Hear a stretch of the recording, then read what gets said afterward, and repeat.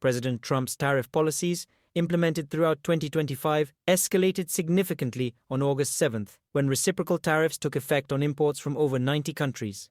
The measures began in April with a 10% baseline tariff on all imports declared under the International Emergency Economic Powers Act and evolved into a tiered system with rates of 10 to 20% on general imports and up to 60% on Chinese goods, adjusted through negotiations and retaliatory actions.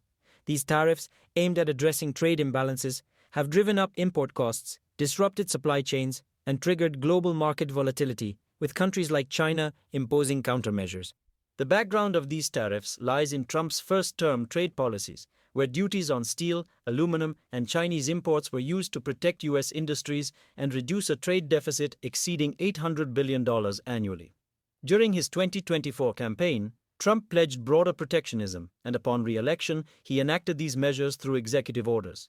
By April 2025, a national emergency declaration facilitated the initial 10% universal tariff, which was later adjusted to impose higher rates on countries with significant trade surpluses or high tariffs on U.S. goods, culminating in the August 7th reciprocal tariff framework. The specifics of the tariffs include a 10 to 20% range on general imports, with variations by country. The EU faces around 15% after negotiations, Japan 15%, Canada up to 35%, with exemptions for USMCA-compliant goods like most energy products. Mexico 30% starting November, Brazil and India 50%.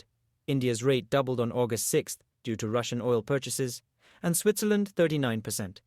China faces an average tariff rate of 54.9%, with peaks up to 100 to 250% on semiconductors, pharmaceuticals, steel 50%, aluminum 25%, copper 50%, and autos 25%, though a May truce temporarily reduced some rates to 30% for the US and 10% for China. Exemptions cover critical minerals and gold bars, but consumer goods like clothing, electronics, and toys are heavily affected. Implementation was phased: April for the base tariff, May-July for adjustments, and August 7th for full reciprocal enforcement. The administration justifies these tariffs as promoting fair trade and national security, targeting a trade deficit of over $800 billion and practices like China's alleged intellectual property theft. The goals include generating revenue, projected at $165.6 billion in 2025, or 0.54% of GDP, encouraging domestic manufacturing and pressuring countries into better trade agreements. Supporters argue that first-term tariffs raised $264 billion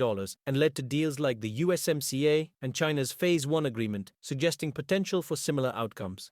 Economic concerns stem from tariffs acting as a tax on imports, raising costs for U.S. businesses and consumers. Long-term GDP could drop by 0.9% without retaliation, or up to 6% with it, with wages falling 5% and job losses equating to 831,000 full-time positions. Households face an average tax increase of $1,254 in 2025, rising to $1,588 in 2026, with lifetime losses of about $22,000 for middle-income families. Inflation reached 2.7% year-over-year by June, with clothing prices projected to rise 36% over 2-3 years, and companies like Walmart and Nike signaling price hikes. The U.S. effective tariff rate of 18.6% is the highest since the 1930s, contributing to supply chain disruptions and market volatility. Trade tensions have intensified, with retaliatory tariffs affecting $330 billion in U.S. exports. China imposed 32.6% average duties on U.S. goods, cutting oil imports by 90%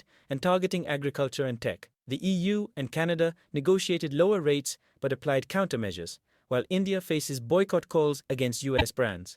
The IMF downgraded 2025 global growth forecasts, citing tariff uncertainty, with parallels to the Smoot-Hawley Act's economic fallout. A May court ruling deemed some tariffs unconstitutional, but a stay keeps them active pending appeal. For U.S.-China economic relations specifically, these tariffs could lead to several outcomes.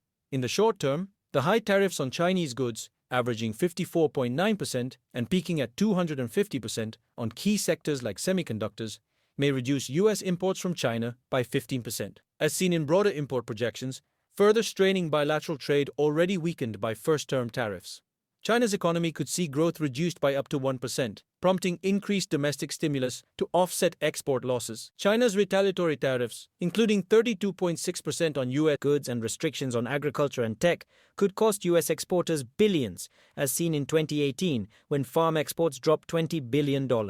In the medium term, China's shift toward ASEAN, EU, and Latin American markets, already underway, with ASEAN overtaking the US as China's largest export market, may accelerate, reducing US trade leverage. Long-term persistent tariffs could fragment global supply chains, with China diversifying critical mineral exports and the US facing higher costs for tech and defense inputs, as noted in concerns over rare earths. However, negotiations, like those in Stockholm, suggest potential for de-escalation, with China cutting tariffs from 125% to 10% in some cases, though non-tariff barriers like export controls may persist. If legal challenges succeed or deals are struck, impacts could moderate, but without resolution, both nations risk sustained economic losses and a reshaped trade landscape favoring alternative global alliances. This is it for this video. See you in next one.